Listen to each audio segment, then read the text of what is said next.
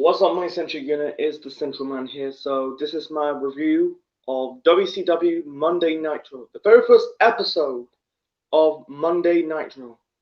This week marks the 25th anniversary of the debut of Nitro and also the start of the Monday Night Wars. Because if you don't know why is the Monday Night Wars is, the Monday Night Wars is basically a ratings war between WCW and the WWF. It's basically Nitro versus Raw because Raw got like a 2 year start because it started in January of 1993. So WCW trying to beat Raw, beat the WWF at their own game to create their alternative to Raw called Monday Nitro. Nitro will stick around until 2001. Because at the same time the company went out of business, and Nitro had about 288 episodes. Wow, very close to 300 episodes. So the very first episode of Monday Nitro. So this show was at the Mall of America in Minneapolis, Minnesota on the 4th of September 1995. The commentators for the first episode of Monday Nitro are Eric Bischoff, Bobby Heenan, and the debuting Steve Mongo McMichael. Yeah, this is Mongo's first WCW appearance. His first exposure to pro wrestling was early in the spring of that year. He was part of, because he appeared in the World Wrestling Federation. He appeared at WrestleMania 11 early that year. In the main event, it was a lumberjack match. I think it was a lumberjack match between Bam Bam Bigelow versus Lawrence Taylor. So this is basically Mongo's first exposure to pro wrestling. And then, months later, who appeared on the very first episode of Nitro. The funny part, basically like Mongo basically electrocute and shock Heenan. He got this electrical buzzer around his hand and then shock Heenan. That was funny. Anyway, so I think, in my opinion, I think the early years of Monday Nitro. No, I think it was early years. I think it was 95 until second half of 96. Bischoff was it was basically Bischoff, Heenan, and Mongo. I think like Tony Schiavone only does the pay-per-views. I think he did some classes at the time. Before Bischoff step away from the commentating booth, and then between like 96, 97, 98, 99, 2000. Not really 2000, but like 99. It's mostly Schiavone, Heenan, Tenay, sometimes Sabisco, sometimes Dusty Rhodes. I almost say Dustin.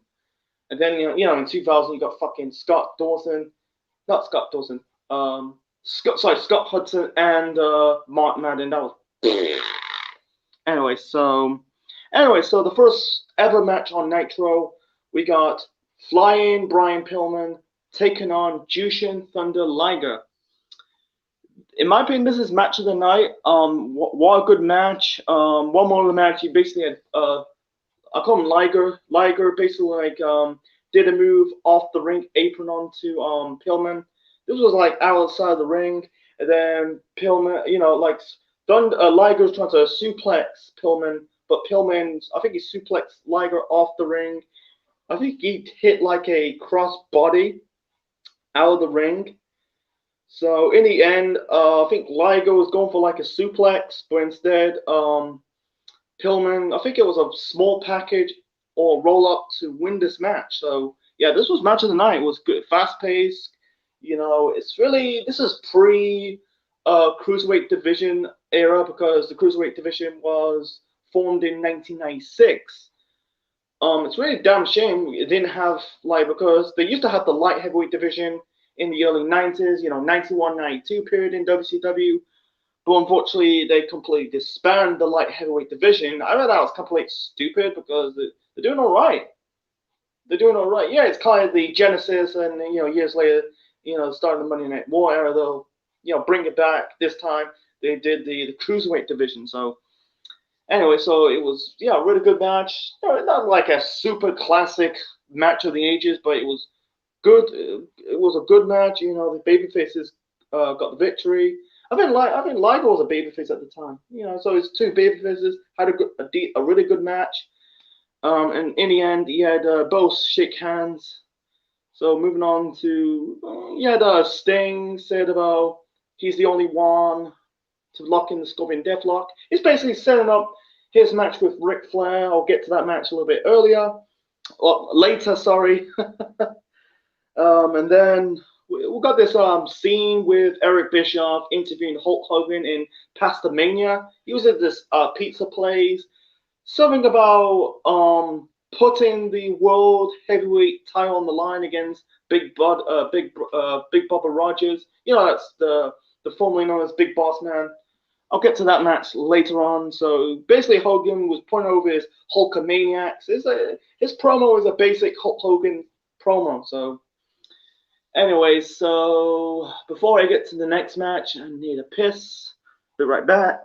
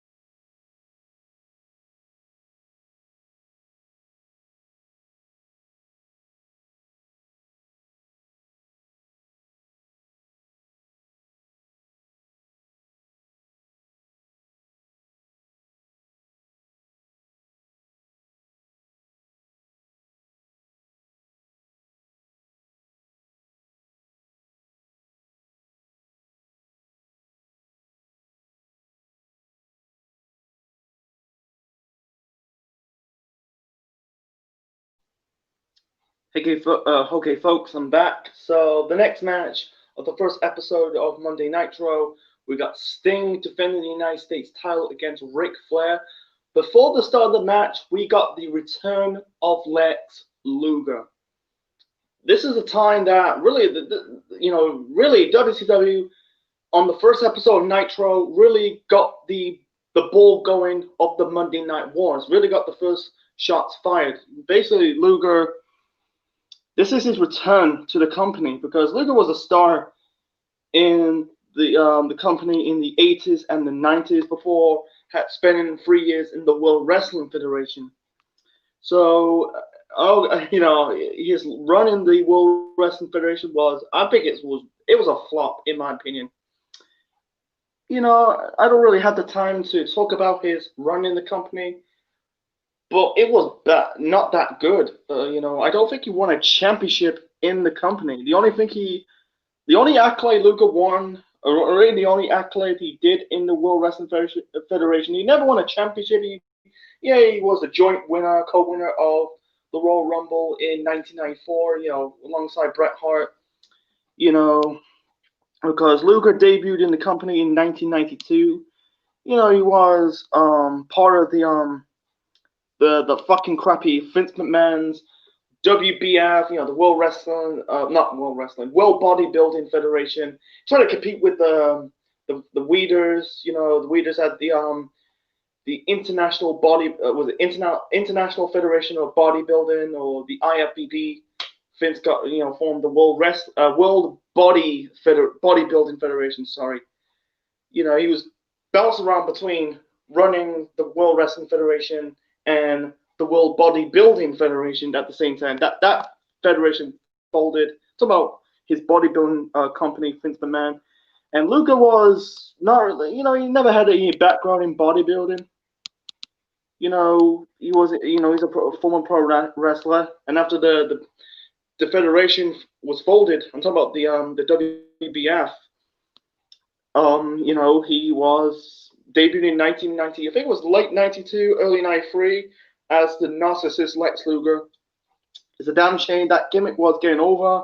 And then when Hulk Hogan left the company in '94, I feel like, really '93, because he left to film, was it Thunders in Paradise? So they decided to put the rocket ship onto the back of Lex Luger. They're trying to give him that push to face Yokozuna at SummerSlam, flopped. They tried it again in 1994. Winning co-winner of the Royal Rumble match in '94, and they tried it again, flopped again because they ended in disqualification, and he was not doing anything at the time in the rest of '94 and '95 and the rest of his run in the company. So Luger flopped and decided, fuck that. I heard reports that you can find this on Wikipedia that at the time, Luger wrestled his final match with the World Wrestling Federation the previous evening. It wasn't really a pay-per-view because it's not pay-per-view. I don't think it might be. No, it won't be Raw, because at the time Raw wasn't. Because here's the difference between Raw and Nitro. Because at the time Raw was a tape show, and Nitro they went live. That's the difference. So anyway, so it might be a house show. So the morning of the debut of Nitro, Luger signed with the World Wrestling, almost like World Wrestling Federation. He signed with World Championship Wrestling for his return. So, and he had a good run in his first run. He was good. He had a good run with the Federation because he's part of the Horsemen. He won the world. I think he won the world title. He's won the United States title. Yeah, he's won world title, United States title, part of the Horsemen. But then also, the WBF and then World Wrestling Federation, a flop. His first only run in the World Wrestling Federation was a flop. He's only won the Rumble, and that's it. He's never won a championship. And and he's a big star in that company at the time, before his run in the World Wrestling Federation. And also, shots fired because it had this. Because at the time, it brings this. It has this anything can goes happen.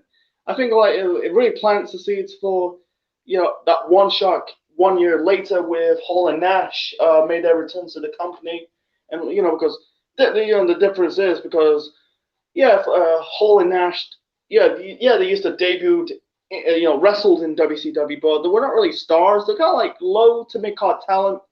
When they return, they'll later on become bigger stars of the company, and for Hall and Nash, and the mostly the catalyst.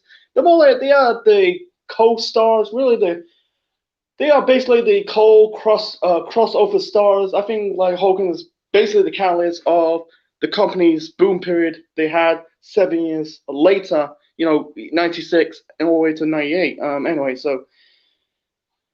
Luger was basically wearing like a white shirt and a white tie. Anyway, so less of the Hogan Luger debut. Actually, not a debut, but a Luger return. Let's talk about this match, the second match on the first episode of Monday Nitro.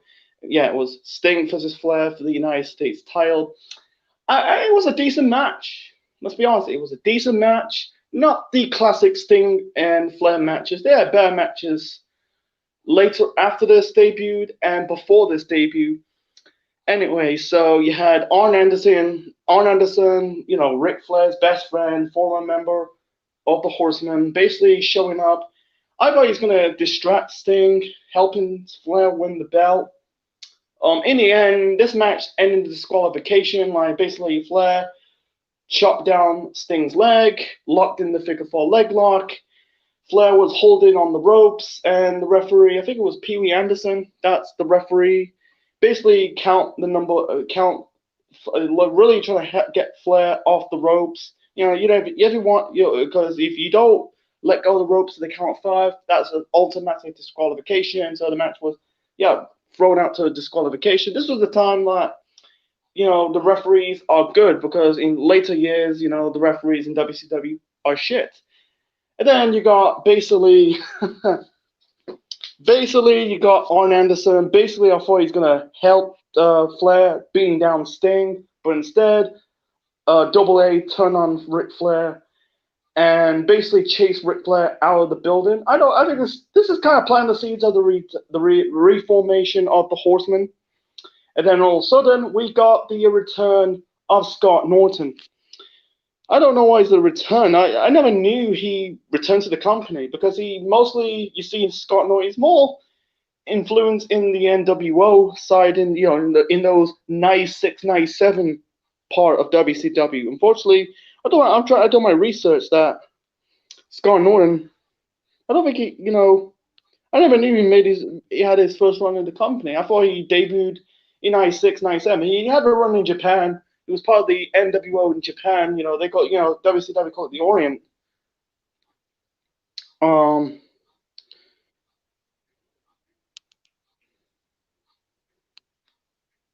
One second. Yeah, just like I don't think he had a run. I think he had a run. I think he had a run outside of WCW, because this is his return to the company. Basically, he's confronting the commentary team. He's confronting Heenan. He's confronting Bischoff, and also he's confronting Mongo, getting in his face. And then basically Randy Savage came. Basically, they butt heads and they want to fight right now. And also, this is planting the seeds for next week's Nitro.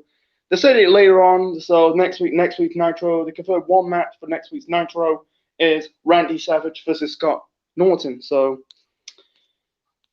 anyway, Norton did, unfortunately, Norton had a run in WCW in 1993. Unfortunately, he was a jobber. He had a run in the World Wrestling Federation in 1994 as a jobber. Only wrestled in house shows. I think he had a one-match feud with Sting before quitting the company in 1993, because Norton over the fans, a villain. He was feuding with Sting, but he was basically, he only paid, his first run was only paid for a cup of coffee before he had a short run in the World Wrestling Federation as a jobber. He showed up on the first Nitro. It's just planting the seeds for next week's Nitro. I think the Luger's return to the company was way better than Norton's return to the company, because like I said, Luger's return was the first shot fired and got that Monday Night War ball going on the WCW side. So anyway, moving on to also there were a video package. There was a video package of the debut of Sabu. Sabu's run in WCW. Fucked up my word again. Sabu's run in WCW was not that good. He later on returned to WCW. I think it was 95 he returned to WCW. So he's basically spent a few months in, I think it was 95, 96, but basically a few months in WCW. Didn't do well, and then he returned to ECW, and I think he remained in their company's existence because they also went out of business in 2001. Anyway, moving on to the main event. But before that, you got this video package, and also we got a debut. We got a second debut, because Mongo made his WCW first appearance, and also we got the first appearance of Michael Wall Street. He was formerly known as Erwin R. Shyster, IRS in the World Wrestling Federation. Basically, he said about the new generation it has a few generation. Basically, he brought Hogan's name because he put over the wrestlers. Said about WCW had great wrestlers like Hogan, Sting, Savage, Flair, and he kind of referenced the WWF a little bit. It says, "I know the IRS is watching." Michael Wall Street's going to be a real player. So it was an okay promo package. Anyway, so moving on to basically the main event. The main event, we got Hulk Hogan versus Big Bubba. You know, Big Bubba is the formerly known as Big Boss Man. The match was a standard match. It was a standard main event. It wasn't really a bad match, to be honest. It was okay for what it is. I think like Hogan kicked out with a big boss slam. In the end, Hogan got the victory. He kind of hulked up. I'm gonna say hulked up. He does like he, not selling the punches, did the points. He did the big boot, and Hogan hit the leg drop onto Big Bubba to win this match. Before that, you had Big Bubba confronting Jimmy Hart, and and then afterwards you got the Dungeon of Doom. Fucking hell, one of the worst factions probably in pro wrestling history. You had Taskmaster Kevin Sullivan. The Zodiac? That is basically Ed Leslie. The former Brutus Beefcake. You had Kamala. You got what's it called? John Tenta. I think it was known as Avalanche. No, that'll be later on. Giant Haystacks. Giant Haystacks. He's a British wrestling. He's a British wrestler from the 70s and 80s. No, I think it was John Tenta, Kamala, Zodiac, Taskmaster. They didn't really attack Hulk Hogan. You got Luger came in the right time. Both Hogan and Luger basically chase off the Dungeon of Doom, and then they kind of butt heads, and basically you had Sting and Savage trying to break up this confrontation between between Hogan and Luger. And they said about why you here. You had no, Hogan says you had no business here, and basically Luger wants to chance Hogan for the World Heavyweight Championship. He said he's not ready. He said about sick and tired playing with kids. I don't know why the fuck Luger said that. Playing with kids. That's basically what I don't want to get into it. So he said about sick and tired playing kids and want to play with the big boys at, and Hogan just say, yeah, shake your hands. He basically asked Luger to shake his hand. They both shake hands, so it's building up for next week's Nitro. Hogan versus Luger for the WCW World Heavyweight Championship. It's a damn shame. I wish they did it on the next. Really, they should have set this match at Fall Brawl, but instead, I'll get to Fall Brawl in the near future. In a future WCW pay-per-view review, Fall Brawl 1995. So it was kind of like set up for the main event, and then afterwards, basically, you had both Hogan and Luger like pushing each other. Luger was a babyface. He wasn't a heel. He was a babyface. I think he ended his career in the WWF as a babyface, and he's returned to WCW as a babyface. So he's planting the seeds properly for next week's Nitro. And it's the one funny part at the end. Basically, had Mongo had a dog dressed up in I think it was a devil costume. I don't understand why Mongo's doing that, because it's not Halloween yet. It's the 4th of September at the time. So anyway, so that is the show. The show was about 45. Really, it was an hour long, but I watched this on the network. It's about 45 minutes. So basically, I think over the years, they bounce around hours, WCW. First, it goes up to 1 hour, then it's 2 hours, then 3 hours, and then they'll go back to an hour again. So anyway, so my final rating for the first episode of Monday Nitro, I'm going to give it a 9.